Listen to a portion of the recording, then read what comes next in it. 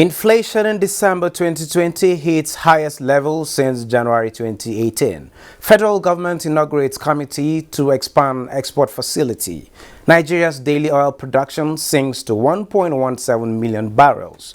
Biden unveils plan to pump $1.9 trillion into pandemic-hit economy. Details of this and more on Business Express, reaching you from Abuja, Nigeria's capital. I am Benny Adams, your guide.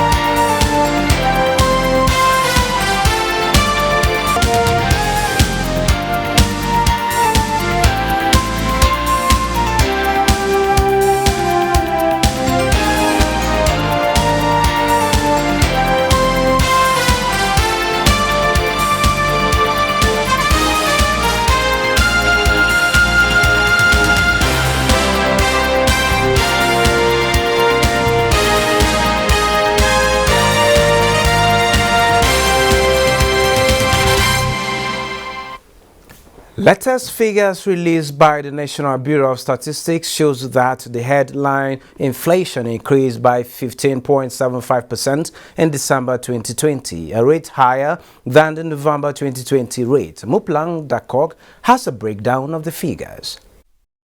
The Consumer Price Index, which measures inflation, increased by 15.75% year-on-year in December 2020, showing that inflation went up 0.86% higher than the 14.89% recorded in November 2020.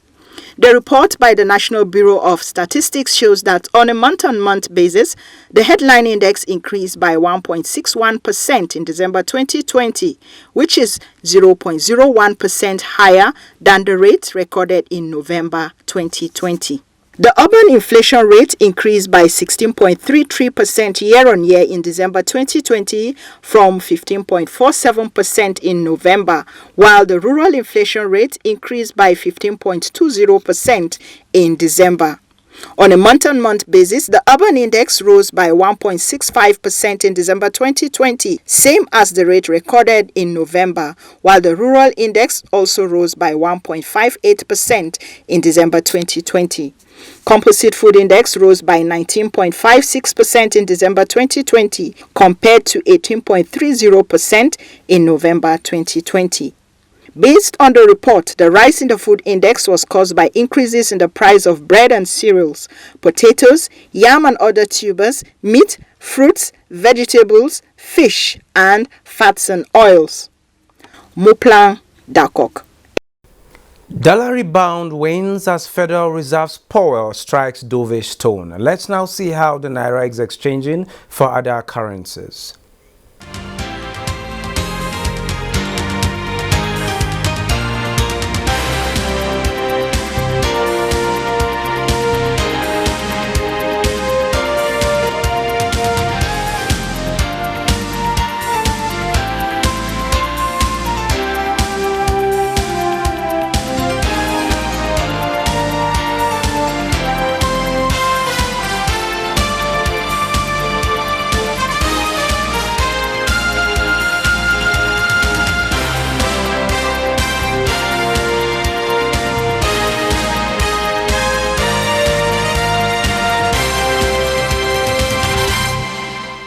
The federal government has inaugurated the steering committee for the implementation of the Export Expansion Facility.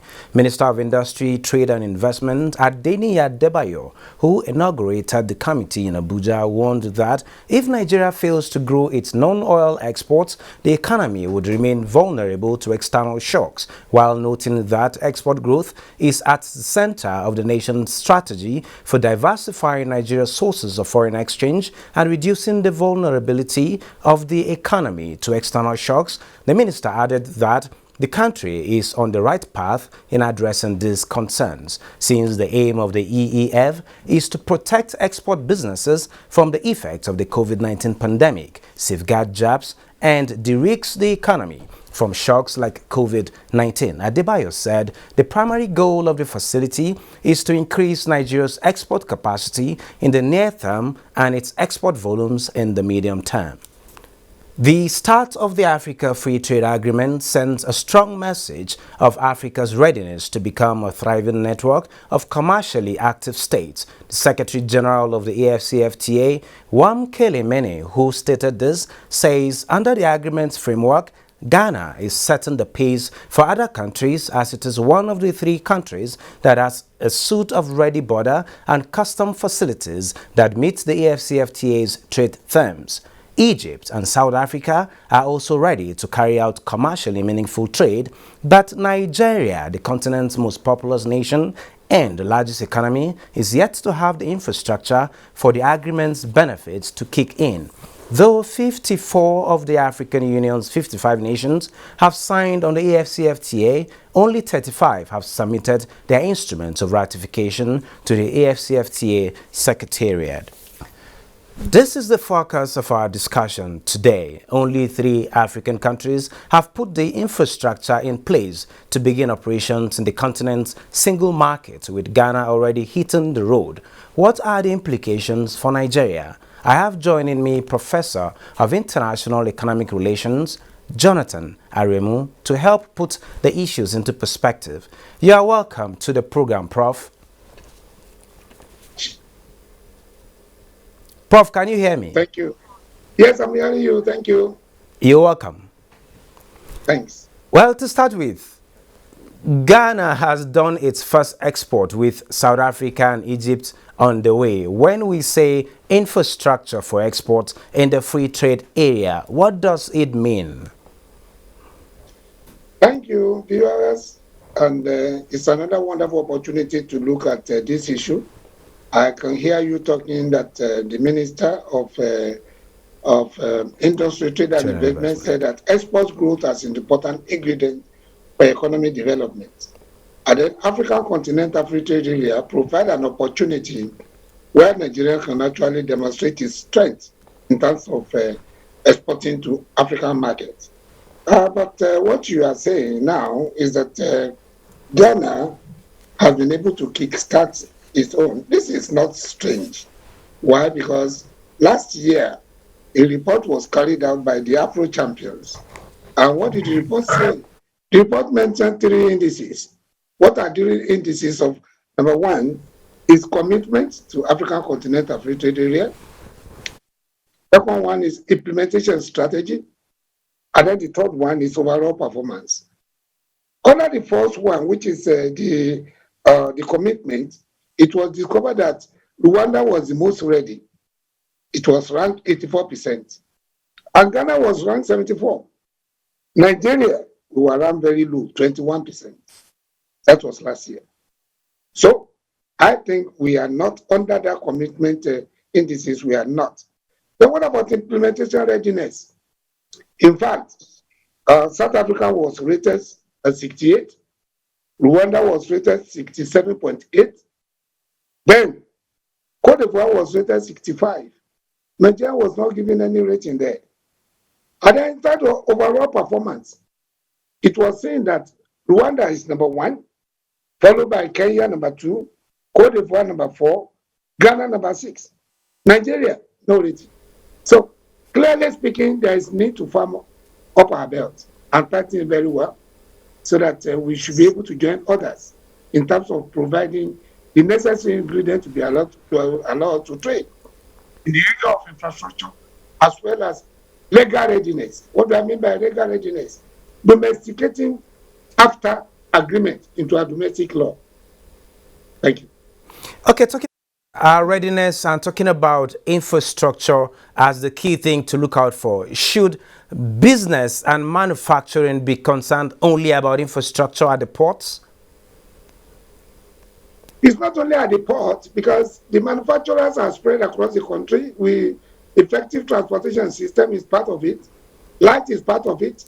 So, well, but really at the port, we may not be able to be doing business as usual. That is to say that goods get to the port and then they are wasting time, or they are trying to offload every container.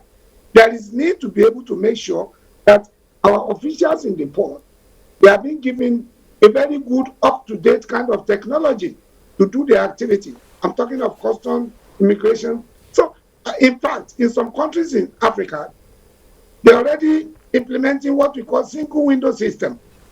A single window is not that we have multiplicity of government regulatory agencies inside the port. But a way of actually getting this done is a network among themselves so that at the press of a button, goods are cleared. So in terms of infrastructure, it's not only the port, including transportation system, including electricity, including every other thing that will make things to be able to allow business to thrive very well. Okay, Prof, with the concerns you've raised, are we properly positioned for certifications? Well, in terms of certification and setting standard, we have been exporting to ECOWAS countries, and our goods have been penetrating. We don't have the standard across Africa of one type of specific product. So there is no West African standard commission. We are just developing that. That has not been fully developed. But in terms of standard, I don't think we have a problem. Our products are even found in other parts of the world apart from Africa. So I don't think, though there is need to be able to make sure that we produce very good products and then they actually go into other African countries without being sent back, that they are of very terrible standard. That's So, to say we're not doing badly. Problem now.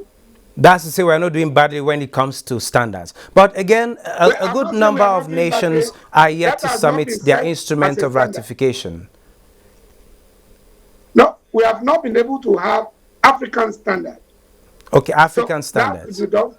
Yes. So that will be done later on. What I'm saying is that our products have been entering other African countries before now, even without having an agreed standard. So that is not the problem at stake. The problem at stake now is the domestication. Can you actually trade without any domestic law recognizing after? It's not possible. And what do you mean by domestication? There are essentially 5 things there. Number 1, the salient provision into our domestic law. Number 2, we have to actually specify things that involve intervention strategies of the various ministries, departments, and NDAs. And then also the rephrasing of the terms inside the African Continental Free Trade Area in line with what is our domestic law, as well as bringing implementable and enforceable strategy in terms of legal issues in case there is a problem. So I don't think we have done that yet. And those are areas that actually account for that Afro champion study, which they look at countries and then they rated countries by saying the country is now number 1, another one, Okay, Prof. another one, number 2. Okay, Prof. With that yet to be done, again, another issue is that a good number of nations are yet to submit their instrument of ratification. What are the implications for other countries? Well, you see, it's not compulsory that everybody has to be on board at the same time. Okay. And the door is not closed for anybody to come in either. I congratulate the country for actually making sure that our instrument went inside on the 4th of December last year. But at home, and I'm a member of the National Action Committee, we are working hard to be able to make sure that the remaining areas are actually done, to be able to allow us easy penetration without creating legal or administrative problem for any of our economic actors in Nigeria to perform. Okay, Prof, being an insider and one who understands the workings of AFCFTA as it is now, how much knowledge does the business community, who are actually the ultimate beneficiaries of this single market, require? How much knowledge do they require to actually effectively key into this? Well, that's okay. Quite a lot of knowledge has been passed across. We started sensitization in 2018. We went around all the 6 geopolitical zones, and then there was impact readiness in which people are called, the major stakeholders in the Nigerian economy were called to be able to come and air their views. After that one, the National Action Committee have been doing a lot. But we cannot say that that is enough. No, there is continuous education, continuous sensitization is necessary, because not everybody studied economic integration of trade. Sure. Not everybody actually know it. So there is need to be able to actually decode all this terminology and make it simple for everybody to understand. So that will be continuous. But a lot has been done, but more has to be done. Okay, Prof, what are the steps left for Nigeria to fully penetrate into this market? Vis-a-vis latest inflation figure by NBS shows that inflation increased by 15.75% in December 2020, hitting the highest level since January 2018. Are there implications also for this in this single market? Well, let me say here that there is no convergent criteria in terms of inflation rate to be able to participate in the market. There's no convergent criteria that a country must not have inflation rate higher than so much level. No. You want to participate in the market. If your product is high, people don't buy. If inflation makes your consumption, your production to be very expensive, nobody will buy. So So what is the solution in a wrap? What is the solution to that? Oh, we have identified that infrastructural provision, IT technology, and quite a lot of other things, particularly financing the private sector, if they need financing, and I think they need financing. Thank you so very much, Professor Jonathan Aremu, for sharing your thoughts with us on the African single market. Thank you. Well, moving on, the ban on poultry and animal feeds in the country has continued to pose serious concern to those in the poultry business, and already some people have quit the business due to their inability to meet up with the scarcity or high cost of the needed drugs and feeds. Wisdom Jacob in Uyo reports that there are calls for the easing of the ban on the importation of necessary materials for poultry farm so as to reduce the prevailing cost of chicken. The report. On July 2015, Nigeria started to enforce a ban on the importation of poultry produce. The ban has been in existence since 2003 but was not enforced. Thus, the smuggling of poultry into the country flourished. Related to these measures is also a ban on poultry from the forest market by the Central Bank of Nigeria. Resulting from this ban, birds and the feeds become very expensive, making medium and low-income earners unable to buy. This continuous ban has cut short livelihood of some poultry farmers and dealers on animal feeds who quit the business due to challenges. We will look for drugs. Some of these drugs is imported, and when we are getting some bird is getting sick, some of the Nigeria drug is not really effective, so we need to have the drug that is coming from another country to make our bird looking good. They bring the factory of feed, at least the price will be controlled. But if you allowed it to individuals, there's that opportunity for people to inflate the price. Some months back, it was scarce. We struggled to get 1 bag, 2 bags of feed, but now we have feed available, but the cost is still high. Serious challenges as a result of lack of raw materials. We had scarcity, but then the feed industry, they try all they could to be sure that the farmers are still on. So, but as it is now, things are coming kind of being stable, but then the price has really gone up. If you see this feed, the cost will be high. So our birds are really suffering. Our birds, some of them die, some are stunned, they cannot grow because of the lack of feed. October, November, December, we are saying that the bag of feed is 6,000 naira. This 6,000 naira we are not able to see because of the birds. They are dying for very, very many. They are, however, calling on the federal government to take lifting of the ban into consideration. The government should come in and try to see how it can help the farmers, because farmers are not happy. And the farmers are grumbling. They cannot do it freely the way they used to do. Because you see a bag of feed that was sold at maybe 3,000 for has gone up to 5,000 plus. It is now. The price of the feed is high. That is the whole thing. It is only the government support that can help us. Governments look like want to stop importation of poultry facility, supposed to subsidize for the farmers.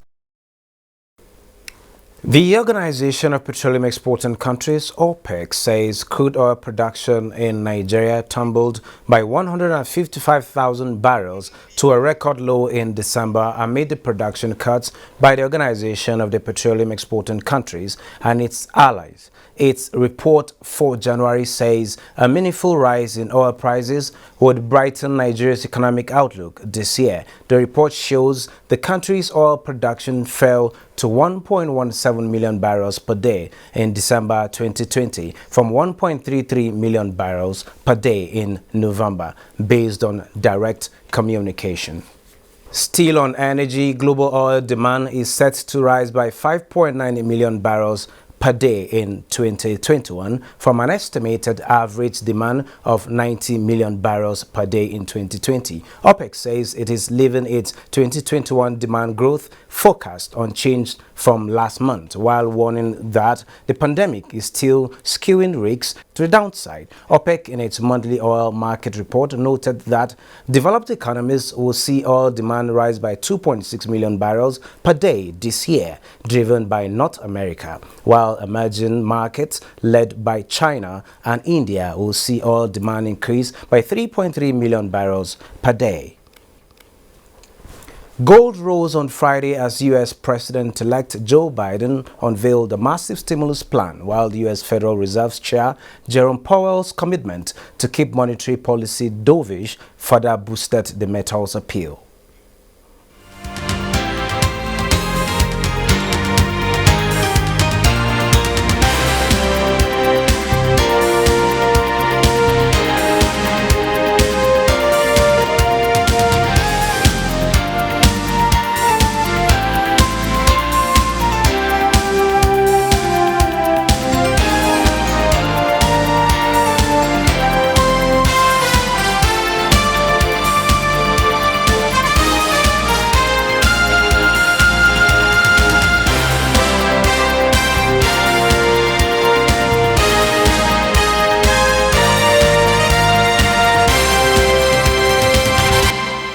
And the winning streak continued on the floor of the Nigerian market on Friday, marking the end of yet another impressive week. The all-share index gained 0.52% to end the week at 41,176.14 points, with equity capitalization closing the session at 21.53 trillion naira. 606.6 million shares were traded in 6,980 deals valued at 6.396 billion naira. Jopol Gold with 115 million topped the activity chart, while it was trailed by a distant Access Bank and Mutual Benefits. Shares of Chinese smartphone maker Xiaomi plunged in Friday trade after U.S. President Donald Trump's administration placed the firm on a blacklist of alleged Chinese military companies. Bosserable reports. Global stocks thrived in early trading after U.S. President-elect Joe Biden unveiled the details of a $1.9 trillion coronavirus rescue package designed to support households and businesses through the pandemic. Stock futures were lower early Friday due to the top agenda items as Biden's administration begins next week. Futures contracts tied to the Dow Jones Industrial Average were down. Those for the S&P 500 and Nasdaq 100 both traded in negative territory. Shares of Chinese smartphone maker Xiaomi plunged on Friday trade after U.S. President Donald Trump's administration placed the firm on a blacklist of alleged Chinese military companies. Hang Seng Index was 0.27% higher at 28,573.86. Shanghai Composite was little changed at 3,566.38, while the Nikkei shared 0.62% to close at 28,519.18. European markets traded in negative territory on Friday as a re-emergence of COVID-19 cases in China pulled back the positive sentiment generated by the U.S. President-elect Joe Biden's $1.9 trillion stimulus package. While stocks in Africa were mostly positive, with Ghana's GSE Composite, Namibia's overall index, South Africa's JSE Africa Top 40, Nairobi's All Share and Tunisia's Tunidex posted gains.